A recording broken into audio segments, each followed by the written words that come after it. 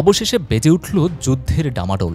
মধ্যরাতে একের পর এক ক্ষেপণাস্ত্র হামলায় রণক্ষেত্রে পরিণত হয়েছে ভারত পাকিস্তান সীমান্ত। পাকিস্তানের কোটলি, বাহাওয়ালপুর, মুরিদকে, বাঘ ও মুজাফফরাবাদ এই ৫টি এলাকায় ভারত চালিয়েছে অন্তত ২৪টি ক্ষেপণাস্ত্র হামলা।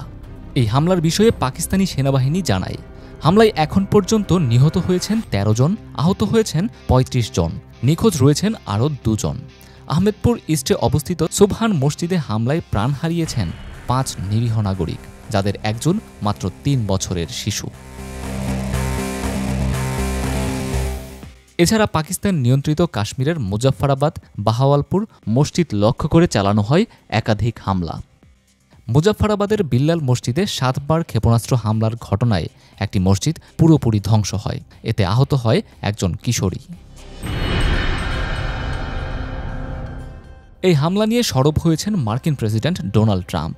হোয়াইট হাউসে সাংবাদিকদের ট্রাম্প বলেন, এটি লজ্জাজনক। আমরা এইমাত্র এই বিষয়ে শুনলাম।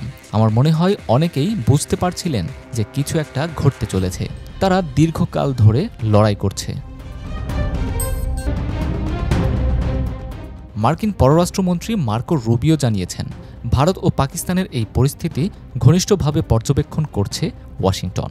তিনি বলেন, পারমাণবিক শক্তিধর এই দুই দেশের মধ্যে শান্তিপূর্ণ সমাধানের জন্য কাজ চালিয়ে যাবে যুক্তরাষ্ট্র। যুদ্ধ নয়, শান্তি হোক চূড়ান্ত বার্তা। এশিয়ার দুই প্রতিবেশীর উত্তপ্ত সংঘর্ষ থামিয়ে এবার দরকার কূটনৈতিক সংলাপ।